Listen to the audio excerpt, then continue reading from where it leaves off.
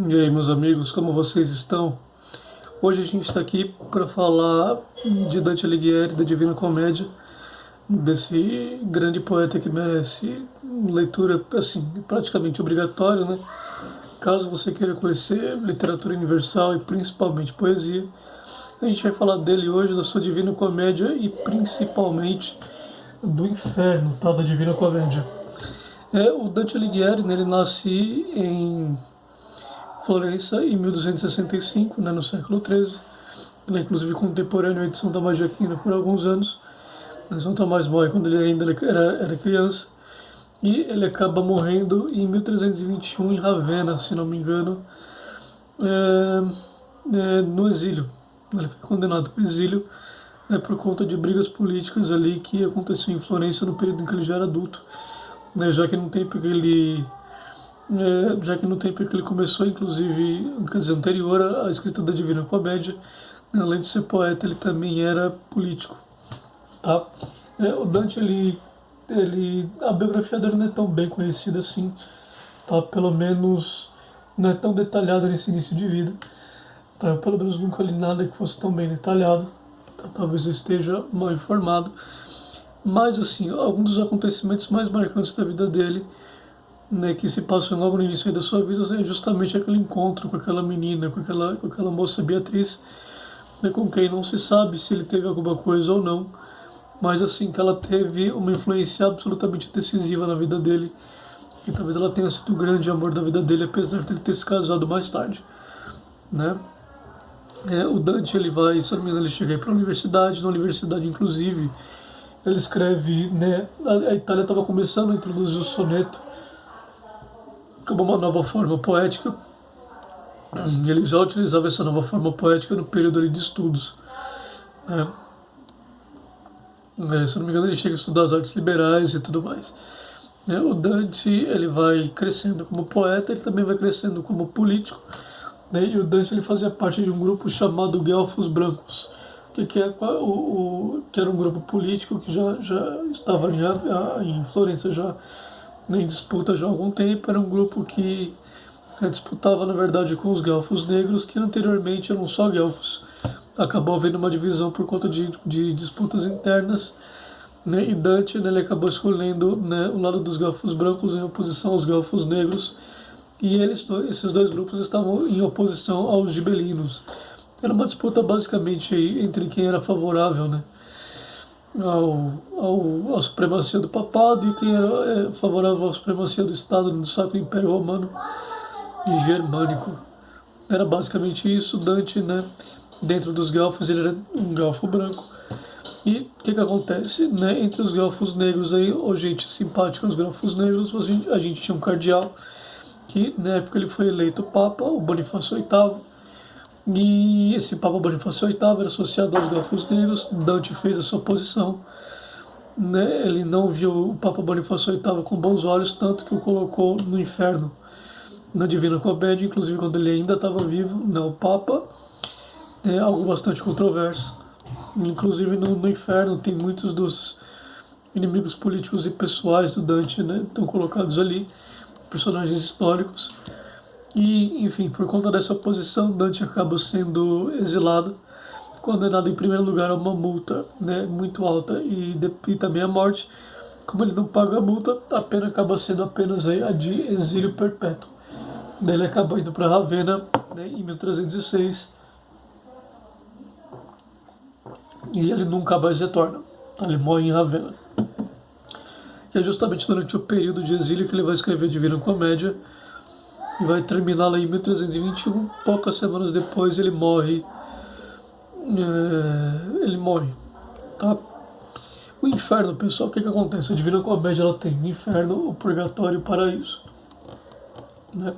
São 3 partes, evidentemente, e cada uma dessas partes é dividida em 33 cantos, tá? Com exceção do inferno, que ele é dividido em 34, mas ele não conta porque esse primeiro conto ele é visto apenas como uma introdução e não como, digamos, uma parte integrante do poema, tá? Do grosso, do principal do poema. E assim, essa questão dos números é muito importante na Divina Comédia. Há muita utilização de simbolismo dos números, E é importante levar em conta isso, inclusive na escolha da métrica. São 3 versos, né? São tercinas, então já aparece o número 3. Os círculos do inferno são 9, são divididos, tem subdivisões. E são 33 cantos, enfim, essa coisa da simbologia, do simbolismo dos números vai aparecer demais aqui, tá? E assim, o inferno ele começa com Dante perdido numa selva escura e se vê diante de 3 animais, né? Uma loba, uma fera, né? E mais um terceiro animal, tá? Que infelizmente está me escapando agora. Mas enfim, vocês vão ver ele logo no início, tá? E esses 3 animais impedem com que o Dante avance, né, na selva escura. Ele se vê numa situação complicada e quem é enviado para que ajude Dante é o Virgílio, né, o poeta Virgílio, que no poema ele acaba simbolizando, né, inteligência, sabedoria, razão. E ele vai guiar Dante diante daquela selva escura na qual ele se encontra na metade da sua vida, né, que seria, se a gente fosse colocar em números, a expectativa de vida naquela época era muito baixa. Dante tinha 35 anos nessa época, então ele estaria na metade da sua vida, né, nel mezzo del cammino, né, como diz o primeiro verso, né. E assim, o Dante ele se vê ali e Virgílio vai guiá-lo ali pelo inferno para que ele consiga, né, chegar até o purgatório e depois ao paraíso, né? E assim, Dante ele se vê ali, ele passa por essa floresta com Virgílio, e depois que ele passa por essa floresta ele vai começando a chegar ali, a se aproximar do inferno, até que ele vai chegando ali até o limbo, e no limbo, né, ele vai acabar vendo ali todas aquelas pessoas que nasceram antes do nascimento de Cristo, não tiveram oportunidade de conhecer a religião cristã, a religião católica, e que por isso eles não tiveram a possibilidade da salvação direta, digamos assim. O limbo é como uma espécie de prêmio de consolação, de lugar ali em que não há sofrimento, mas também não é o paraíso, e é também lugar ali das crianças que não foram batizadas, né? Se considerava na época que as crianças não batizadas, elas iriam para o limbo, tá? Não iriam para o inferno porque não tinham culpa, mas não iriam para o paraíso porque elas não tinham batismo. Era uma questão teológica e que permanece inclusive aberta até hoje. O que acontece com as crianças não batizadas, tá? Dante ele vai chegar ali e ele vai ver todos aqueles grandes filósofos e matemáticos, por exemplo, que antecederam o próprio Virgílio, né, que vieram antes de Cristo, né? Arquimedes, Platão, Aristóteles, Homero, Ulisses. Também tem personagens da mitologia, né? E, se não me engano, Xenofonte, enfim. Vários deles, inclusive, são 21, mas aí, né, 3 vezes o número 7. E a partir dali, Dante ele vai descendo o inferno, que ele fica, e ele vai vendo ali o que acontece com aquelas pessoas, né? Dante ele não está morto, inclusive quando ele vai ser transportado ali, né, ele chega às portas do inferno, ele vai atravessar aquele lago no barco para que ele chegue do outro lado, né, no próprio inferno, né? Inclusive aquela figura daquela criatura que guia o barco, né, o Caronte, pelo rio Caronte, ele fica muito surpreso porque o corpo de Dante ele faz peso, né, e todo mundo ali era espírito, mas Dante não, ele estava ali em carne, ele estava vivo. E ele vai começar a fazer a sua descida pelos infernos, partindo do primeiro círculo do inferno até o encontro com o próprio demônio, com o próprio diabo, com Lúcifer. Tá lá no último círculo, lá embaixo, ele vai descendo, né? E uma coisa curiosa, né, que a Divina Comédia, no inferno, segundo Dante, na Divina Comédia, ele se encontra nos antípodas de Jerusalém, o que seria mais ou menos hoje em dia, né, essa descida para o inferno seria mais ou menos ali na Nova Zelândia, né, ali na Oceania, tá? Porque ele vai descendo com Virgílio e Virgílio vai mostrando todas aquelas pessoas e cada pecado que elas cometeram e por que elas foram parar ali e por que elas foram, né, e quais são as punições, as razões das punições. E ali você vai encontrar uma série de episódios muito marcantes, né? Por exemplo, nos círculos iniciais do inferno estão as pessoas que cometeram os pecados contra a luxúria, né? Adultério, enfim, quer dizer, pecados de luxúria, né, contra a castidade, e tem cometido, por exemplo, adultério em uma desses. E um casal que está ali era um casal que simplesmente ele foi parar lá por uma bobagem, né? Eles foram pegos, eram cunhados, eles estavam. Aliás, é uma descrição lindíssima, poeticamente linda, é uma cena extraordinariamente bem escrita. Enfim, Dante também tinha essa capacidade de criar cenas extremamente plásticas, assim, extremamente, assim, vívidas, sabe? E é uma coisa realmente incrível. E eles estão ali conversando, né, num campo, estão sentados ali num gramado. De repente acaba que eles são apaixonados. E de repente eles se veem ali, né, interessados um pelo outro, eles dão um beijo. Só que aí quem surpreende os dois, justamente o marido dela. Nesse momento, ele acaba matando os dois. E como eles morreram ali na ocasião, justamente que estava havendo a traição, né, o adultério, eles acabaram indo para o inferno. Né, e a punição deles é uma punição, vocês vão ver, uma punição muito triste. Né? Na verdade, todas as punições ali do inferno, elas são assim, de uma grande tristeza e também de um grande horror. Inclusive, Dante não poupa nem um pouquinho o leitor, né, de dizer as coisas da forma mais crua possível, da forma mais direta. Algumas das punições são realmente muito cruéis. Inclusive, ele usa palavrões, né, no poema. Infelizmente, algumas traduções elas se esquivam de colocar, né, de deixar.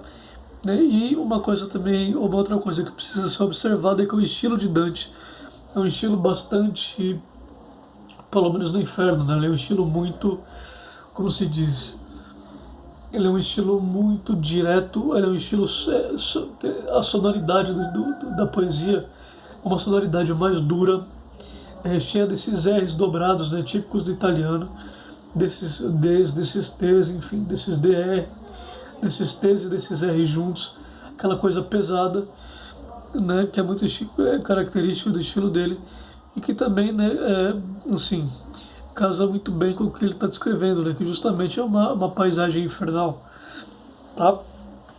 O que acontece? Né, Dante ele vai descendo ali e ele vai conhecendo os vários tipos, né, de pecadores que eles estão no inferno. E o que acontece? Antes dele chegar no inferno, inclusive, né, voltando um pouquinho, existe aquela famosa escrita, sentença, né? Lasciate esperança vai que entrate, né? Deixar toda esperança ao que entrais, porque justamente aquele que entra lá, ele já não tem mais possibilidade de saída, entrou, não sai mais. Tá? Ali eles passam toda a eternidade, como acontece também no paraíso, só que de forma inversamente proporcional, né? Inversamente positiva, né? Maravilhosa. E o purgatório é apenas um lugar de passagem, né? A não ser para alguns que vão ficar lá até o juízo final e para que se decida depois o destino último deles. Né? E Dante ele vai descendo ali, ele vai conhecendo os usurários, ele vai conhecendo, né, os sodomitas, ele vai conhecendo, né, ele vai conhecendo os assassinos, né? Ele vai citar grandes figuras históricas ali, por exemplo, como o profeta, né, Mohammed, né, Maomé do Islã, vai citar figuras do tempo dele, vai citar, enfim, grandes filósofos ali, por exemplo, do mundo islâmico, como Avicena, né, se não me engano. Ele vai citar também, tem um episódio ali também que é um episódio muito triste, de um sujeito que ele acabou sendo condenado, se não me engano, à prisão, e ele foi, né, junto com os filhos dele, e por conta daquele período na prisão e da fome que foi apertando, ele se viu obrigado a praticar canibalismo contra os próprios filhos. Né, e a punição perdida no inferno é uma punição absolutamente horrorosa, tá, em todos os sentidos possíveis. Né? E também uma outra história muito marcante, se não me engano, o nome dele é Ugolino, né, o primeiro nome dele. Né? E ele foi preso numa torre quando estava vivo, enfim, acabou tendo de fazer isso, né? Acabou fazendo isso, na verdade, enfim, algo horroroso. Até que ele vai descendo, né, o inferno ele tem várias subdivisões dentro dos seus círculos, até que ele chega até o final. E lá ele vai encontrar Lúcifer, né? Inclusive antes ele enfrenta algumas criaturas mitológicas, junto com Virgílio, como aquele monstro, aquele cachorro grande de 3 cabeças no cérebro, até que ele chega a Lúcifer. E em Lúcifer ele acaba escapando ali junto com o Virgílio, né? Lúcifer está lá embaixo, preso, né, num lago congelado, né, mostrando aí como, né, já era percebido, né, de forma desde muito antigamente, que o mal, no fim das contas, ele não é aquela coisa, né, ele é muito frio, né, o mal, uma das características do mal é justamente a distância, a frieza, a indiferença. Ele coloca ali o próprio Lúcifer, né, o próprio Satanás, como sendo esse tipo mais frio, o mais distante, o mais vazio de amor e de qualquer tipo de compaixão, enfim, né? E, enfim, eles passam ali por Lúcifer, e assim, vale demais a pena, né, a leitura. Tá, como eu disse aqui, assim, o Virgílio acompanha ele durante essa estadia, essa passagem pelo inferno. A Beatriz, ela vai aparecer ali também, como sendo, né, uma figura beatífica, né, que ela simboliza ali, ela seria a simbolização justamente da beatitude, né, no paraíso. Tradicionalmente ela é descrita como uma simbolização da fé católica, né, assim como simbolizando a fé católica, a virtude da fé. Enfim, ela também vai acompanhar Dante depois do paraíso, mas isso já é uma outra história. E assim, é poesia do mais alto nível, de altíssimo nível. Virgílio, que acompanha Dante, né? Dante chama ele durante o poema de o meu mestre, o meu autor, já que a Divina Comédia tem muito da influência de Virgílio, tanto que ele está lá. E esse Virgílio também seria uma influência gigantesca para Camões, né? Depois, os Lusíadas têm basicamente aí a Eneida, né, de Virgílio como modelo, né? E assim, o poema é maravilhoso do ponto de vista sonoro, do ponto de vista das descrições. Literariamente, a forma é perfeita e, assim, vale muito a pena ler. Não só o Inferno, mas como todo, né, o Purgatório e o Paraíso. Mas acho que o Inferno é o mais conhecido e talvez seja o mais louvado, né, a mais louvada parte aí do poema, tá? Eu tenho aqui nas minhas edições, inclusive esqueci de mostrar aqui, ó. Eu tenho aqui nas minhas edições essa edição aqui italiana, que eu já inclusive mostrei aqui no Instagram, né, de 1933, O Tempo do Mussolini. Inclusive está com essa nota aqui, brasileira aqui do tempo, ainda dos militares, né, no início dos anos 60. Tá, só que essa edição aqui, eu achei ela no Sebo do Messias há muito tempo atrás e acho muito difícil que ela seja encontrada hoje em dia em outro lugar. Em geral é ela que eu consulto quando eu quero procurar algum verso, apesar do meu italiano não ser perfeito. Tá? E aqui eu tenho também a tradução, né, a Divina Comédia inteira, tá? Uma tradução aqui do José Pedro Xavier Pinheiro, tá? Que é a tradução que inclusive tem no Clube de Literatura Clássica do Clube de Literatura Clássica, tem essa tradução, ela está completa, edição absolutamente primorosa, lindíssima. E a tradução que eu mais recomendo, que eu não tenho aqui infelizmente, já que eu vendi, a tradução do Jorge Vanderlei. Né, ele fez a tradução da Divina Comédia, era para ser da Divina Comédia inteira, mas infelizmente ele acabou morrendo antes de terminar a empreitada. E uma coisa muito interessante dessa tradução é que ele vai citar ali no final de cada canto, né, vai citar as escolhas, ele vai explicar as escolhas de tradução que ele fez. Ele vai também cotejar as traduções históricas da Divina Comédia, inclusive essa daqui, a do Vasco Grossa Moura também, enfim. E ele vai explicar por que ele fez as escolhas de tradução que ele fez e porque a dele seria a escolha mais adequada, a escolha superior. Vocês encontram essa tradução naquela ediçãozinha da Abril, aquela ediçãozinha de capa azul, né, da Abril, e vale muito a pena ler. Nessa edição, principalmente, pelo menos na minha opinião, para mim é a melhor tradução. Mas se você comprar a do José Pedro Xavier Pinheiro, do Vasco Graça Moura, a do Cristiano Martins é maravilhosa também, inclusive acho que é a minha favorita. Só que para achar essa tradução completa é extremamente difícil, eu acho, né? Muito difícil mesmo, tá? Pelo menos a um preço razoável. Geralmente, assim, o mais barato que eu encontrei, se eu não me engano, foi R$ 100. E Leitão do Mundo tem R$ 100 para gastar, mesmo com um livro maravilhoso, um poema maravilhoso como esse, embora valha a pena, tá? Então, basicamente é isso, pessoal. Pode ser que futuramente eu fale aqui do Purgatório, fale do Paraíso.